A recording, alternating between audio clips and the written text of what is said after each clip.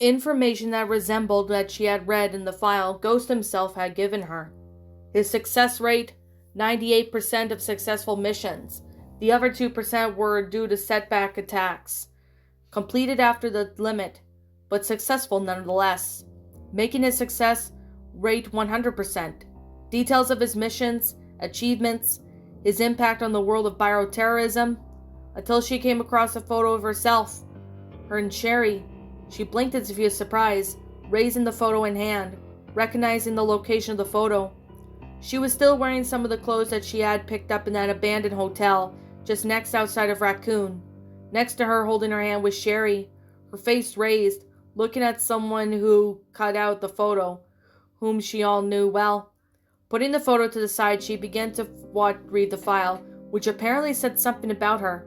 Ghost survivors: Claire Redfield, Sherry Birkin, threat high. Infected virus mutated inside the bodies, survived an initial conjugation, 100% compatibility, ordered to kill. She stared at those words for some time, her hands slightly trembling, her mouth dry, the confusion in her mind slowly give way to realization. All those questions she had, all those doubts, running through her mind, through the urges that came back occasionally, even some of her nightmares. It all made sense now. She had always known that he hadn't simply disappeared all because he got rid of them, or he was a bad person deep down. It wouldn't have made sense to think that after all. But never in her life she thought that he had exchanged his life for theirs, two complete strangers. She gasped slightly, controlling the sudden urge to cry at the rose of her throat, and a shiver ran down through her body. "You knew?" she asked, in a hoarse voice, without looking at the girl next to her. "He told me," Sherry replied quietly, careful with her words. Claire shook her head and put her hands on the arms and leaning the folder against the side. "And you didn't think you should tell me?" she asked loudly now, turning to Sherry standing up. The girl was not imitating, despite her alternate tone. There was frustration in the woman's voice, not anger. "He asked me not to tell you," she replied. "So what? I deserve to know," she replied, running both her hands through the hair and getting up in a hurry. "Shit, how can I just remain ignorant without he sold his life for ours?" Sherry lightly clenched her own fist in front of her body, understanding the woman's frustration. Claire took a deep breath, trying to control her emotions. She blinked a few times, wiping away the shy tears that were afraid to flow from her eyes. Those youthful blue eyes, so alive years ago, but now as cold as rocks of ice, tired beyond belief. The things he must have gone through, when he must have suffered while she was living, with no idea what was going on in the dark. It made her sick. Her stomach churned. "He said that he made a choice," she said quietly. Claire snorted. "Except he didn't feel that he had a choice," she replied stiffly, placing back and forth with a troubled expression, a mixture of frustration, sadness, and anger. "You fucker! Why didn't you want to tell me that, asshole? Did he even consider saying anything?" She turned to Sherry, who shook her head at the approaching slow movement of the somewhat uncertain pace. "I told him how you were and how much we suffered at the time. He said it was better for you to go on believing he was dead, or not to think about him," she said, and Claire laughed with a certain mockery. "Oh, who is he one is best for me? Son of a bitch," Claire growled, taking more deep breaths, trying to calm down near her mind. It was a simple thing, but difficult to do with her feelings were fighting fiercely from her being. "Look, I know you're angry with him. Frustrated, at least," Sherry said, and Claire ran her hand through her hair. "I'm not angry about... I am, but more than the fact that I had to frickin' argue with me on the back to find out the truth." She clicked her tongue, focusing her eyes on the file on the table again. "It was certainly hard for him just to tell me. What the frick he think I can do?" Sherry shrugged. "Probably punch him, break his jaw," she joked, and Claire snorted in annoyance and amusement. "He'd survive," she sighed.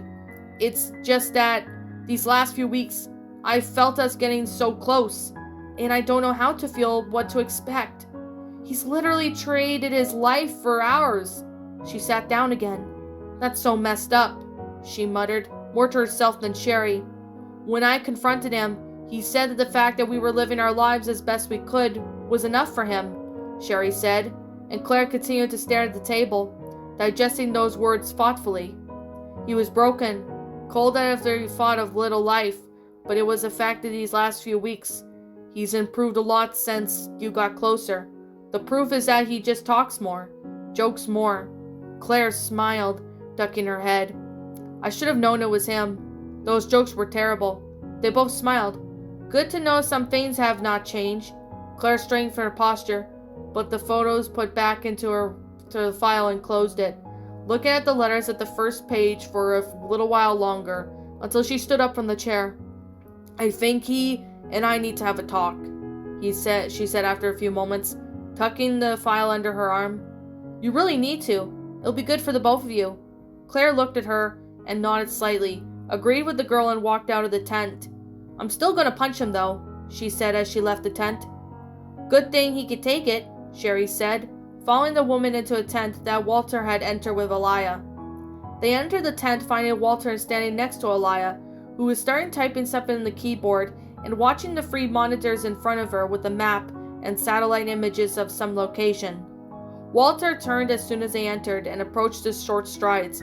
"Ah, good. I assume you finished reading," he said, with a short sigh. She held the file back to the man.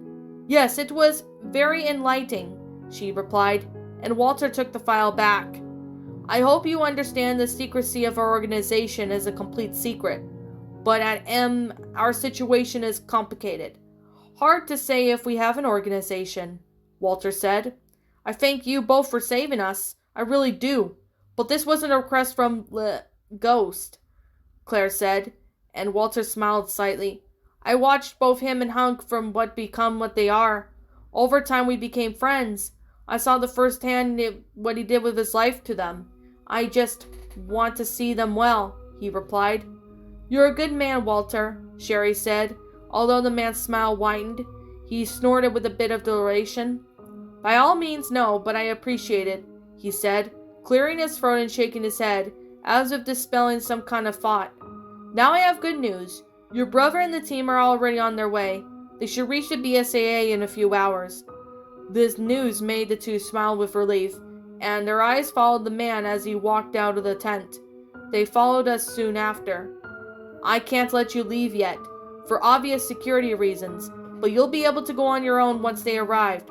I've already sent a message to Hunk explaining your situation, and he's probably already explained it to Chris," Walter explained, as he walked through the camp, and the two looked at each other, a little confused as to where he was taking them. "Well, Ghost asked me to take care of it until we were mobilized to face Albert, but I don't think he'll mind if I hand it over to you," Walter said, pulling some of his pocket and staring at the two girls' confused expressions. "Hand over what?" Sherry asked.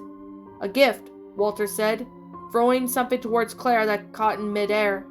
Lowering her gaze, she stares at it with more confusion at her eyes of the key. Then looking at Walter again, she points to the right. Following the path he pointed down, the woman's eyes widened and her mouth fell open, staring in disbelief at the gift. Sherry next to her giggled like a little child, and Claire shook her head at the sight of Harley Davidson, parked between the two military vehicles. "We really need to talk."